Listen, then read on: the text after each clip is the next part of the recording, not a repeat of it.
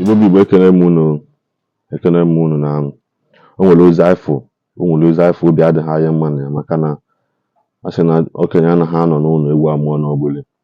Unu aghọtala? Geenụ ntị na ya bụrụ na Igbo onye Imo steeti, o nwere ihe anụ unu na-eme na-ebutere ndị Igbo afa mezie apụta dịka akpụ ndị Imo steeti n'ọnụ mgbe ọbụla onye siri nwoke ọbụla ifo asị anya jee nụọ nwaanyị ọnụ ha na Igbo onye Imo steeti ọ na-agba kitikiti ka ọkụ ya ha. Geenụ ntị na afụ vidiyo anụnwa na-eme ebe a kịta. Nwanne anyị nwoke anụnwa mere jee kwụọ ụgwọ isi nwaanyị, kwụọ ihe niile a na-akwụ n'isi nwaanyị since July 2022 n'ahọ nke gara aga. Kwugide akwụkpọ unu maka listi ndị Imo steeti si adị na-ene listi enye nwoke mmadụ. Unu maka listi ndị Imo si adị ejego wedin n'Enugu, abụ m onye Anambra, a na-anụ nwanne m nwaanyị na Anambra, ejena wedin na Abia steeti, ejena wedin na Delta steeti, anọgo m ugwu Awụsa, afụgo m ka esi eme ihe, anọgo m na Lagos akwụ ụgwọ isi nwaanyị. Unu maka ihe ndị Imo steeti si adị, unu maka o si adị. Imo steeti nwee famili 10 9 na-eme ofu ihe, ha asị gị na ya akwụgide ihe isi nwaanyị a n'ihi ekwugide ọkụlụ ọnụ, ihe emelu mpa, ihe emelu mma, ihe emelu ụmụ nwanne, ihe emelu onye nke, ihe emelu onye nke a atụgide ji ọ gịnị na ụra na-ele nwaanyị ele. Nwoke anụnwa wee kwugide isi nwaanyị, kwugide ihe dị n'isi nwaanyị, kwugide kwukpọọ ọsị oke nwoke onye isi ezinụlọ bụkwara onye a na-akwụrụ ugwu na be ha, maka ibe bibi anụ nwaanyị onwe ndị na-anala ihe eweta n'isi nwaanyị ọgbụghọ mpa na anagodo. Onwe ndị bụ ndị a na-akpọ ndị isi, ihe ndị oyibo na-akpọkwana ndị elders. Ghọtago?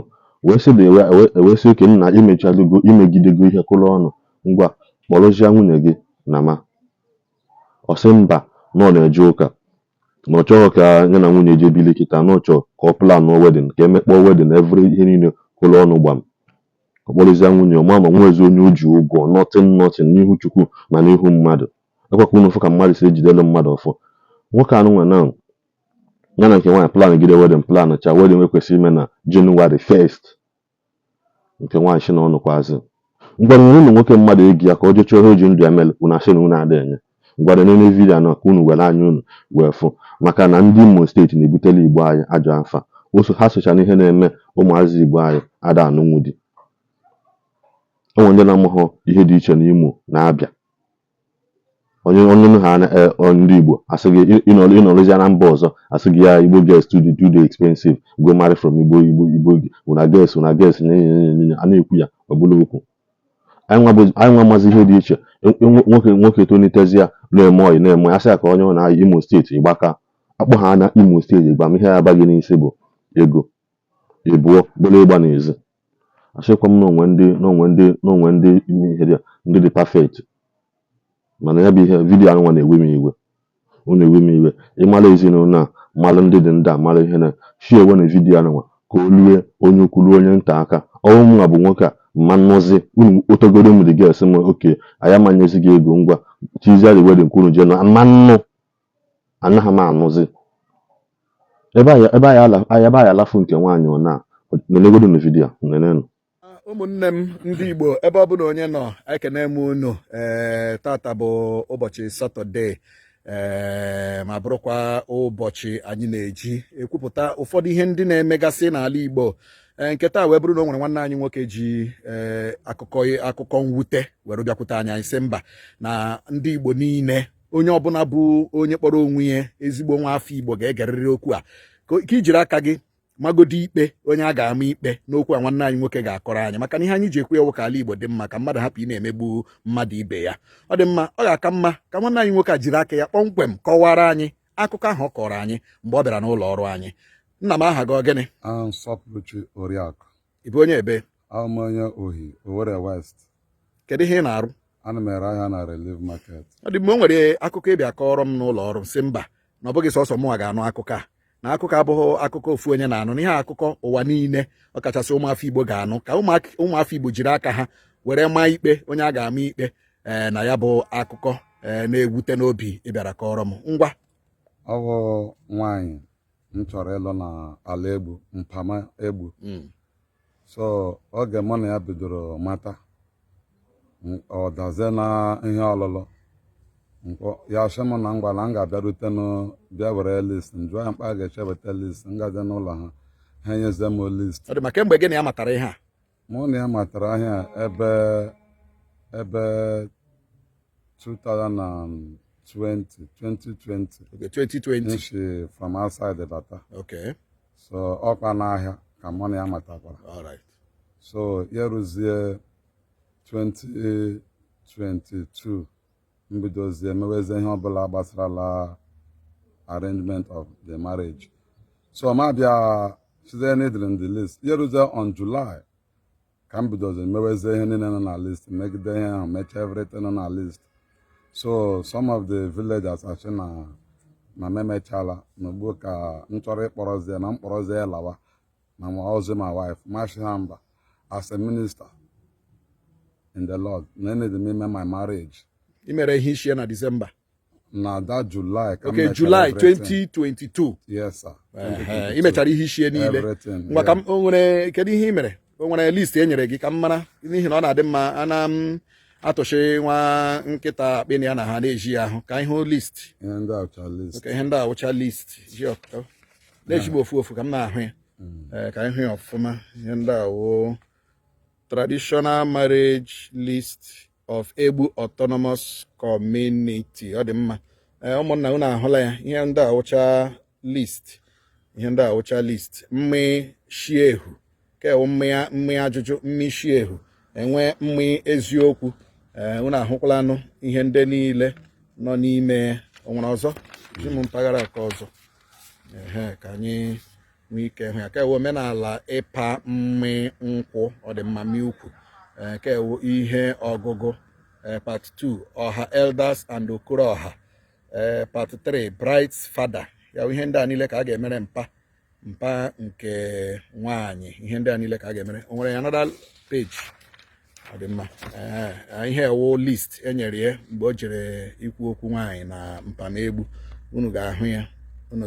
Ihe ewu list. Ihe ndị a niile wụcha list. Ihe ndị a niile wụcha list. Part 4 ụmụnna na okorobịa. Part 5 eze in council. Ọ dị mma ebe a ka ọ gwụrụ ya. Ọ dị mma. Ngwa gaa n'ihu. So I mechara ihe ndị a? Emechara m ihe ndị a. Gaa n'ihu. So mụ na ya ebidozie na-agbagharị mkpechi ameze marriage. Ịwacha ihe nji n'aka na-awụ ma wedding card. Okay. Wepụta ka ịhụ. Wepụta the wedding. Oge wedding card pụtara. Mụ na ya soro okpe. Gaa wepụtacha ya. Gịnị ha kpebiri maka ihe wedding ọkwa ya? Yes, mụ na kpebiri ihe wedding. So unu kpebiri na a ga-eme wedding and traditional?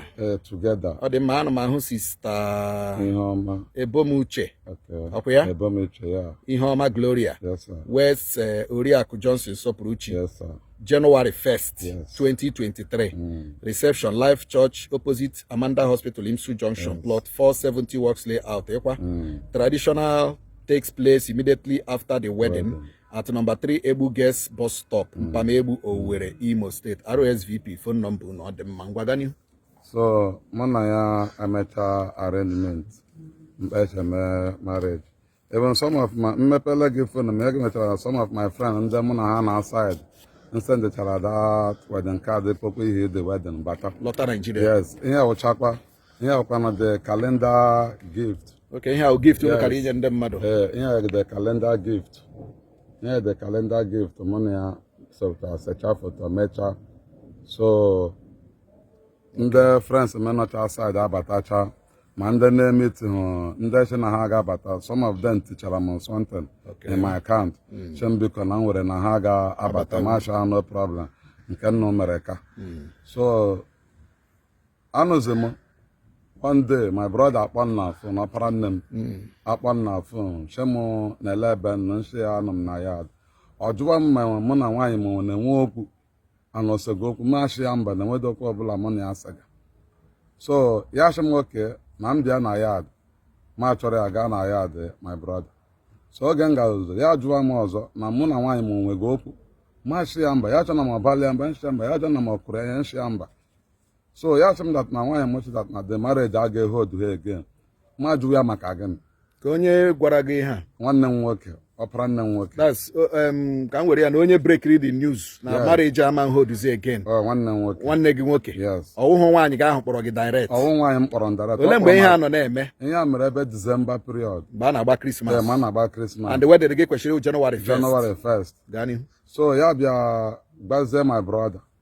My brother akpọzie m jụwazie m ajụ oge ọ gwachara m ya ahụ mbidodo were kwefunu mkpọwa my brother n'ihe ọpigi hụ kọlụ m so m gaa na ya adachi ọ gara ahịa ma chọrọ ọkụ ya gaa na ahịa ebe ọ nọ na afọ ihe ogbugbo na Mbaise so ma ajụ ahịa jụma ya ele ihe nnọga ya wụgị ya chi na ya ahụ nnọga wotu o si dị nwaanyị gị kwuge ya nwaanyị m kwuge na the marriage agaghị hold machiwa maka gị ga-agba nkịtị ụmụnne gị agba nkịtị nspendicha ego niile spendịrị nnụ na-abịa agwazi ndị na the marriage agaghị hold so ya chi na ọ gwụla m ihe ọ gwara m ma agwa ya chia nne enweghị ihe ọbụla segala mụ na gị enwe ndị n'etu na ọbụla segala m oke ụmụnne gị kwuru otu a gị onwe gị lee ihe i kwuru asụ onye alọga alọga ya chịtat na onye o kwuru ebe ọ kwụwa ebe ụmụnne ya kwụ so m ejize nwayọọ gbazie nkịtị kpọzie ma ọnkwa kọchala ma ọnkwa ahịa emegene so oge m kọchaziri ma ọnkwa ahịa emegene ma ọnkwa ebidoda kpọwazie ya na afọ mkpọkata ya na afọ na-ekpe epiki kọl so m ga-mitizie onye isi na vileji ha oki anyị agụkwa na the list dada ihe mmega ihe list ahụ so m ga-amite ya kọwachala ya chịdat na ofe ilikperechi na mụ na ya esorole biri ebiri ya jụọ na mụ na ya obi ebi nshia mba na mụ na ya ebighị n'ọwụ dada mechara ọchị dat na ofe ilili dat na dada ekwuchiri ụgwọ isi ya na ịkpọrọ ya alawa ofe ilili otu ahụ nshia mba ọ nọ n'ụlọ ha mụ na ya ebiri ibe so ihe m plan gakwana ma wedin otu a chọrọ ime the man na-ewe m iwe che mba no ọ dị wrong so ya chọ oke ncha ihe mkpọ bịa tụye owo ka ha refund home all my expenses ihe niile m spendịrị na ebe ọchị ha nwa ihe niile i mere na list yes na ebe ọchị ha nwa ajụrụ m ọmụ nwa ajụrụ ha na ha refund home m ihe m spendịrị so the man achọ oke na ọ ga-aga na ọ ga-aga oji ndili ya ga-akpa jekwe the family so oge o jiri the family the girl ebidozie kpọwazie ma ọnkụ ha ahụ kpọgị akpọgo ọ na-epiki ya so ma ọnkụ ha abachala ya mba so ya kpọọkwa m wee piki nkwenụ kọl ya so ma ọ kpọziri that ọnkụ akpọ m chimda sọpụrụ chi na o jiele oji ndili so na ọ chọrọ ka ya na nwanne nwoke ke nọ Lagos nke ahụ kwuru chi the marriage agaghị hold so ya nwanne the girl kwuru si na the marriage agaghị hold nke nọ Lagos gịnị ka o ji kwuo na the marriage agaghị hold ọ sị na mkparị gị akparị ga na ịkparị gị ya before the wedding na mkparị gị before na mkparị gị akparị ga na onye mere the marriage agaghị hold isi mkparị ọwa wata ha m isi mkparị kwekwana mkpọnche kparịa gị akpachi akparị mmadụ ịkọgwọ ya onye ahụ mana akpachi ayọ gị ayọ but enweghị mkparị ọbụla mkparị ya oti gị otu ahụ and ọ ma na imefutụla ihe olee ihe ndị imefurula maka this wedding etichara m ihe niile maka ihe niile a na-eji eme wedding ewe ma rice m zụrụ azụ ma mmanya m zụrụ azụ everything m zụrụ azụ even onye invitation card ma onye live band m nyere 80,000 si ya bịa kọọla m egwu dada onye live band akwụghị m enye ha m 5 what of ndị decoration ọ nwanne ya nwoke bụ onye kara ime ya so ma bịazie jụwazie ihe nshi mkparị tina anata m mkparị then gịnị ka ha na-ekwu maka ha refund kwugara na ha ga refund the man oke ahụ shọpụrụ ọpụra the man nọ na Lagos ya chọrọ na enweghị ego ọbụla a ga that's n'ihe isi i mere n'isi nwanne ha nwaanyị na ha agaghị enyeghachị ya na ọbụla agaghị achụ m back so ma chụzie oke ma gbazie nkịtị ọhịa mere m jiri chizie ma bịawazie ya ọ dị mma otu i siri mee ka ọha na eze n'olu gị esi na ndị awụ famili Ebomuche ọkwa ya famili Ebomuche na Mpamegbu nọ n'Owerri North nọ na steeti Imo ọ dị mkpa na ozi a ruru ndị famili Ebomuche ntị ka ha mara na nwanne anyị nwoke asọpụrụ chi onye mere ihe isi nwanne ha nwaanyị ha emechasị na ha agaghị akpọnyezi ya nwanne ha nwaanyị ka ya na ya jiri mee wedin n'agbanyeghị na ebukuola wedin already wetara m ka invitation card ha n'agbanyeghị na ebiele kaadị maka wedin ha nke karịa dị na 1st January 2023 famili a ejirizi aka ha kansụl the wedding na-enweghị cogent reason, naanị na asị na sọpụrụchi nwoke ya nwokorobịa n'ebe a kparịrị ọpara nke nwaanyị a chọrọ ịlụ ọbụla olu ọpara ha, mana ugbu a olu ọpara ekwekwenu ekwu mkparị kpere gịnị ịkparịrị ya ekwuru maka ya kansụl wedding nwanne ya nwaanyị na onye chọrọ ịlụ ya kara ime na 1st January. Then nwanne ya nwaanyị akakwara n'ịlụ asịkwa na ebe ụlọ ọpara nne ya na ụmụnne ya nọkọ ya na onwe ya mere gịnị ka ya na onwe ya nọ, which means na ukwu ya na ụmụnne ya kwụ na nkagbu akagburu alụmalụ na ọkwụ ya. Ugbu a isizi ka anyị nyeghachi gị ego imefuru na list ọkwụ ya, famili aha sị na ha manyeghachi gị ọkwụ ya. Ọ dị mma, ọ ihe ijiri bịa n'ihi na anyị anaghị alaiki mmegbu, anyị anaghị achọ mmegbu n'ụdị ọbụla. Ya mere ọ bụrụ na ị ma ezinụlọ a na-akpọ ezinụlọ Ebomụche kpọmkwem na Mpamegbu Owerri North, biko ziruo ha ozi a si ha na ozi ha ziri anwụrụ ọkụ na oruola igwe ntị. Ndewo o, anyị ga-agakwa n'ihu n'ishite n'ụzọ iwu kwadoro n'ịchọ ka ihe gị wụ ihe a napụrụ gị ka o ruo gị aka, ebe ọ bụ na ha chọrọzi ịkpọnye gị nwa ha nwaanyị, ha nyezianụ gị ego imefuru na gịnị n'ishie ọkwụ ya. Ọ wụ otu omenala siri dị. Ndewo nọ na onye aka na-akwụ ọ bụ na omenwa bụ nke nwoke si akpụtagoro nke nwaanyị si nwoke nna ebe okwu dịzi na ya maazị ha ya eme, ebe nne na nna na ụmụ nwanne ya aka obi lafuo nwa ha nwaanyị si ha na maka na nke nwoke kpara gịnị ka ọ gwa gị ejiwe wee kansụl wedin nwanne gị nwaanyị.